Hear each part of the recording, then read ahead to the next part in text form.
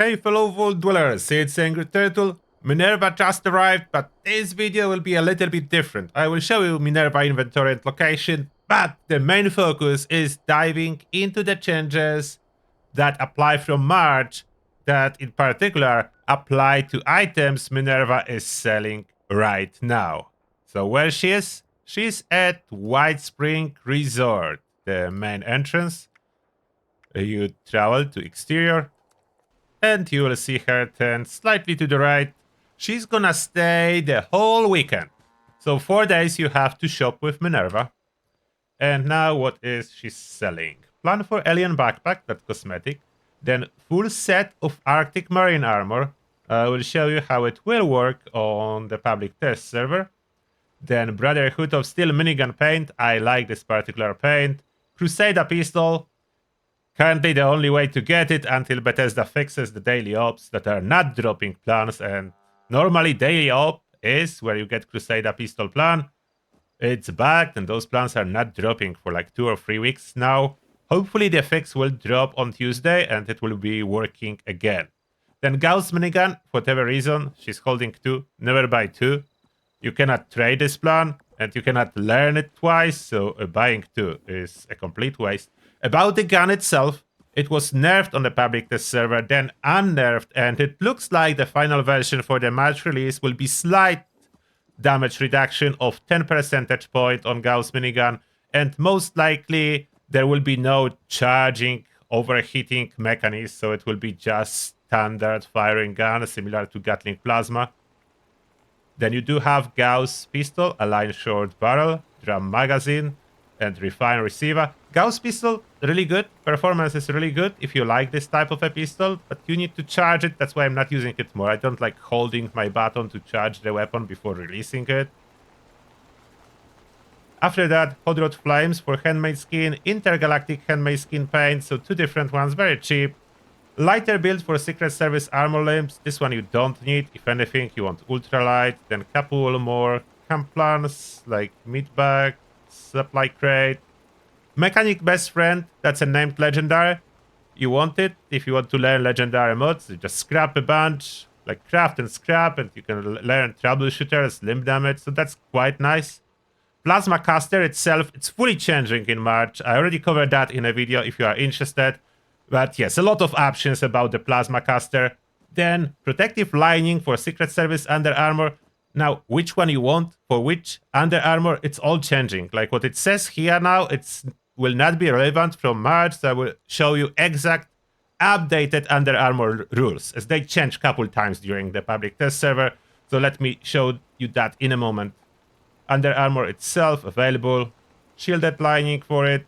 Slocum Joe power armor paint. Free mods for T65 power armor. How good is T65? I will show you that too. The stats of all power armors updated. I do plan to do a full video with all the power armor stats. Thorn armor, a lot of changes to it too. Thorn armor, solar armor. I know you asked me how they look like. I will show you.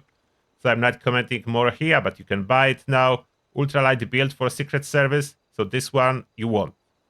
Warglaive Flaming Blade and Shock Blade, both useful, and Warglaive remains to be strongest classic melee. Water Well for your camp, Wendigo Tube, and Whistle in the Dark. That's another weapon with nocturnal effect on it that you can craft and scrap to learn legendary mods. That's how you can learn a lot of them. And now, let me show you everything. And now we are on the public test server, so quick disclaimer. What it means, those are the changes that I'll be showing you that are dropping with March update, but still is subject to adjustment, and it's not guaranteed it will be exactly as it is, but we are close to the March update, so big changes are unlikely. So that disclaimer out of the way. Now, Underarmor, let's cover that first. When you are choosing Underarmor, what do you need to know? If you open this tab, you may notice one thing. Every Underarmor has absolutely the same stats. So it doesn't really matter which one you craft. You use whichever one you like by the looks. But you still do need a mods. You'll need to learn the plans for particular Under Armor you want to mod. Therefore, the best strategy is to learn all the mods for one. Let's say Secret Service Under Armor. Learn all the mods for it, so then you can modify it however you want, and later on, if you add and learn plans for more and different looking Under Armors, it's fine, but focus on one, as you cannot apply Secret Service Under Armor mods to, let's say, Road Leathers Under Armor, so that's important to know. About the mods themselves, they're the same for every Under Armor, so every Under Armor crafts the same, and every Under Armor has the same mods available. Styles are universal, like styles apply to all Under Armor, if I'm not mistaken. The lining is per Under Armor. So what are the linings? This is how you modify your resistances. Protective for the highest possible ballistic, and cool one is resistant if you want some more elemental. Shielded is mainly for energy and radiation. Threated is mainly for poison. So every lining has a purpose in regards to resistances, how you modify it. And then you have styles that you will need to learn, which are upgrading stats. Like changing what kind of stats you are getting on your Under Armor. So you can have a variety of styles, and that would determine stats, the special stats. Resistances is the lining. Stats is the style. And that's the same with every Under Armor, and stats and specials are the same with every Under Armor. So you only need to learn the mods for one. And now, Power Armor. I will not dive yet too deep into Power Armor, but I will show you mod stats for T65 and compare it to Union. So you have some kind of comparison. Let me see, do I have some stat boosting perks? I will equip that, unequip that, so you see plus minus and naked stats of the armor. Okay, there is do I have junk shield? Yeah, okay. That all kicked out, so it shouldn't be boosting my stats. And for the armor purposes, I will get my Under Armor off too. So Under Armor was moved to the armor tab as well. It's no longer apparel. So T65. What stats can you expect? It's very high. All stats are very high because every single Power Armor stats were boosted, and there are bigger differences between Power Armors than there were in the past. So here are the stats. Very high ballistic, T65, incredibly high ballistic, 3k almost. A little bit of poison and fire, decent amount. 2000 for energy. 2,700 for radiation. I didn't check every single one, but that's the highest or one of the highest radiation protection. Let's compare it to Union. Union is like very good Power Armor, therefore I think it's a good comparison. And Union can be acquired probably even easier than T65, as you can farm stamps. So Union for comparison. Just a quick look on the stats. They're quite significantly different. When you open stats on Union, the sets remain the same. Only Union has a set bonus and other one doesn't.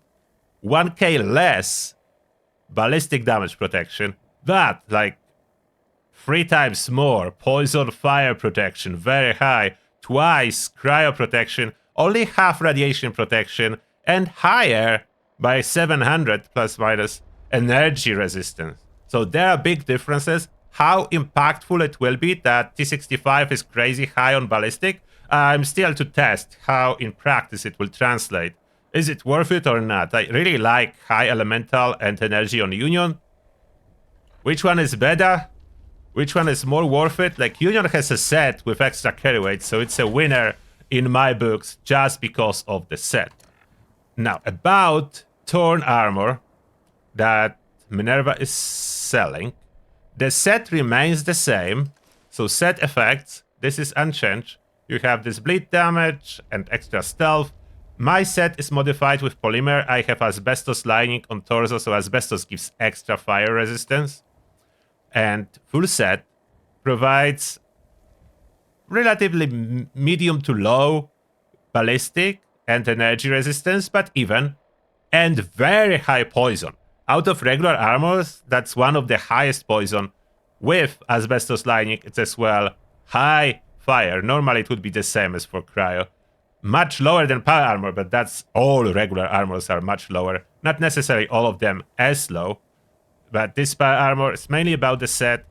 It's good for elemental, especially if we compare that for, what do I have? Secret Service, and this one with Buttress. Someone was asking me how the stats look like if it's Buttress. So this is one with Buttress. So there is then relatively high, that's relatively high ballistic, very low poison, very low fire, very low cryo, good radiation protection, medium, so that's just slightly above Thorn armor in energy protection. So it's ballistic is there, decent, not as high as Brotherhood armor, recon armor, and everything else is low. And one more, if we are in the topic, Solar for comparison. If you compare Solar, there is similar stats in ballistic energy, slight difference, but Solar focuses more on fire protection, less on the cryo. And Solar, I don't have asbestos lining, that would be even higher than, but still good, like both. Solar Thorn, good poison resistance, good fire resistance, relatively good energy. Like, energy is almost on par with Secret Service. Those are higher, like elemental are higher. Ballistic is lower. Ballistic can be compensated, so I don't know how much you should be worried about ballistic protection. So you can use Barbarian to boost it in quite significant manner. About the Plasma Caster, it's amazing weapon from next patch. You can have automatic like this one. It can be sniper, it can be single shot, it can be shotgun, it can have a scope. So amazing weapon. Plasma Caster you don't want to miss. You want to have it for the next update. Plasma Caster, absolutely amazing.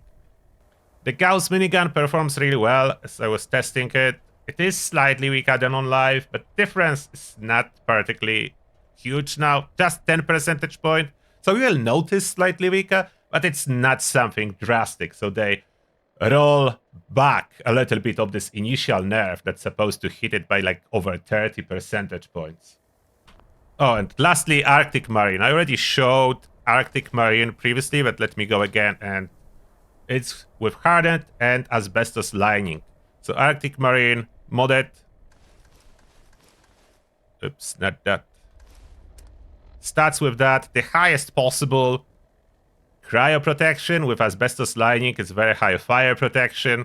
Lower overall stats than Thorn or Solar, but highest possible ever cryo. Would that be needed for anything ever? I don't know. But that's the highest cryo protection armor. I do not plan to really do anything with Arctic at this moment. And this is everything I have for you. If you have any questions, please let me know. And see you in the next one.